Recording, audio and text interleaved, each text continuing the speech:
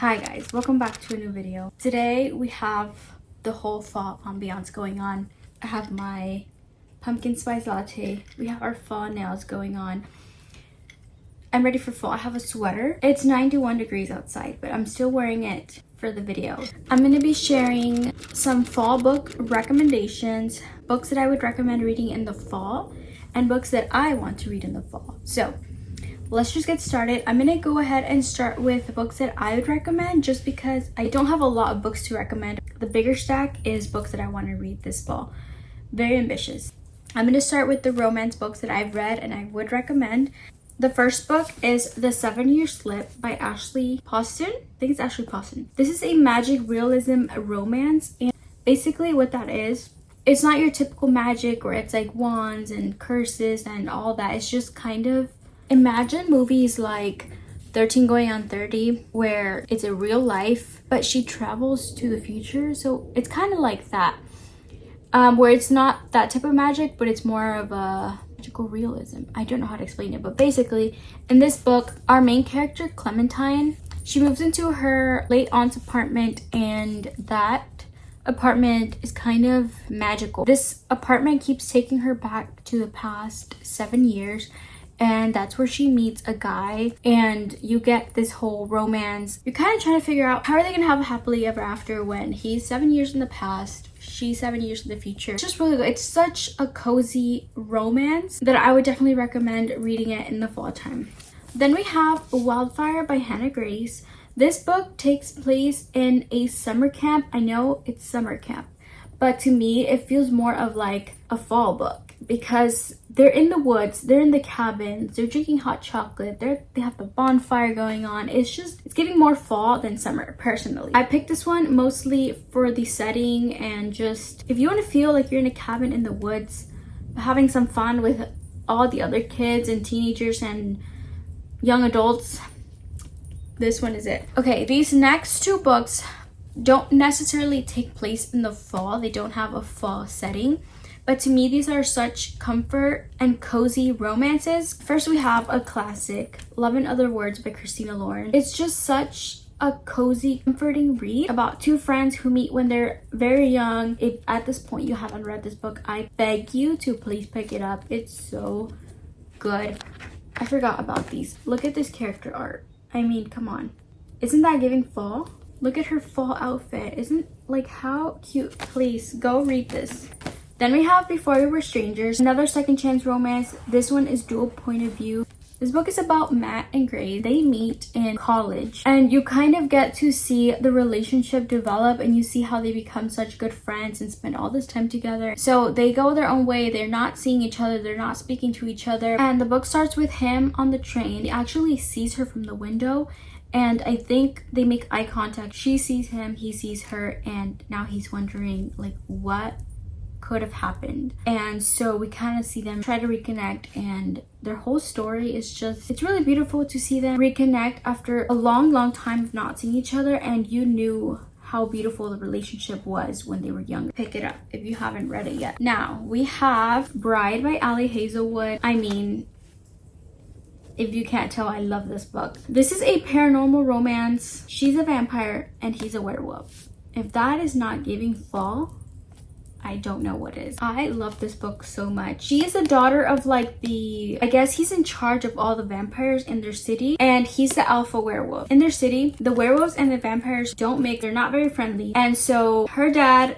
and him create an alliance where she has to marry him in order to kind of bring peace to both parties. So it is an arranged marriage between the werewolf and the vampire. The tension between these two since the beginning is just unmatched.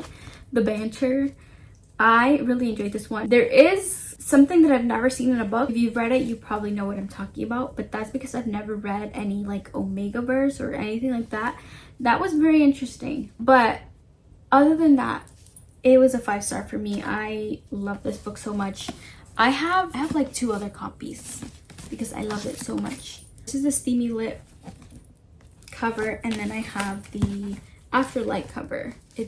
They're so beautiful. I love these. Anything that Ali Hazelwood writes, I'm there. Give me your grocery list, I will read it. This is one of my favorite books by her, next to Check and Mate. Okay, now we're going on to romantasy. First one is One for My Enemy by Olivia Blake. I love witchy books. I just realized that. I love when they're witches. If you are also into witchy and magical and stuff like that, this one was so good. I think I read this one last year, I believe, or earlier this year. And this book is about two families. One, the mother with her daughters and father with his sons. Here's the mother with her daughters. Here we have the father with his three sons. And basically this book is a romance between, I think it's the oldest sister and the older brother, if I'm not wrong. Their whole lives, it's been a rivalry between these families. And there's a romance between one of the brothers, one of the sisters. So you can imagine how much tension. Basically enemies to lovers, but they're witches.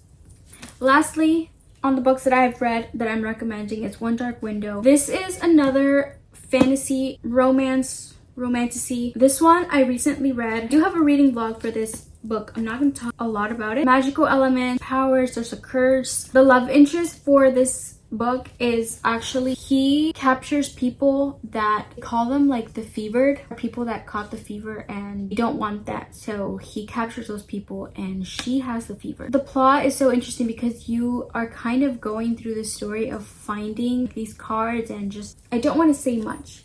Cozy, magical. You do have some, wouldn't say high stakes, but not, I guess, in between. You know, you do get like some fighting scenes and just all that. So now we're gonna move on to books that I want to read this fall. This list is big. It's very ambitious. If you want to take recommendations from here, just know I haven't read these, but if you want to add them to your fall TBR, go ahead and add them. I have mostly romance and a couple fantasy. I actually don't have any like mystery thrillers on my radar right now. First on the list is Two Wrongs Make a Right by Chloe Leese. I think that's how you say her name. I'm sorry if I butcher it. I don't know anything about this book. This cover just gives me fall vibes. I picked this up at the bookstore and I've never picked it up. I keep putting it off because I think it's a fall book. It's giving fall and I want to read it in the fall.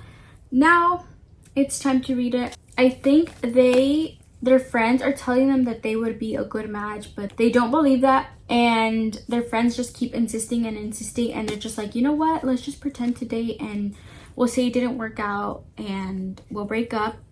But they actually end up falling in love. So I do love a good fake dating. That's one of my favorite tropes. I don't know if it takes place in the fall, but it might be a cute cozy read. Then we have Butcher and Blackbird. I've been so excited for this book just because I've seen it everywhere, and this is a serial killer romance, which is just sounds different. I've never read anything like that. Everyone swears by it. Everyone says it's amazing. I want to read it and see if I would like it. I thought it was going to be an enemies to lovers, but it's friends to lovers. They're serial killers and I guess they'll fall for each other. Now we have Close Knit by Kels and Denise Stone. This book just recently came out like 2 days ago, and I just received it in the mail with the cutest character art. Isn't that the cutest? I've been wanting to read this book ever since I saw that it was announced. This is a sports romance, grumpy sunshine, one night stand, forced proximity, and this is the first book in their new series called The Hastings. He's a soccer player, she's a knitting influencer. Grumpy sunshine, I'm in immediately. You say grumpy sunshine, I'm in. Then we have Savorite by Tara DeWitt. This book just gives fall. It's a small town. Any small town just hits in the fall. This one is a small town in Oregon, and it just looks so warm and cozy. I feel like I would love it. I've loved all her books so far, so I know that I will love it, but it's just the perfect timing. I think is fall. Okay, this next book I'm super scared to read. One, because it's a little bit long overdue. Two, everyone loves it or raves about it, and I'm scared that I might not love it. And third, because it's humongous. It's like a textbook. You probably know what I'm talking about. Binding 13. I have like the ebook and it's so big for what? This is next to a normal paperback.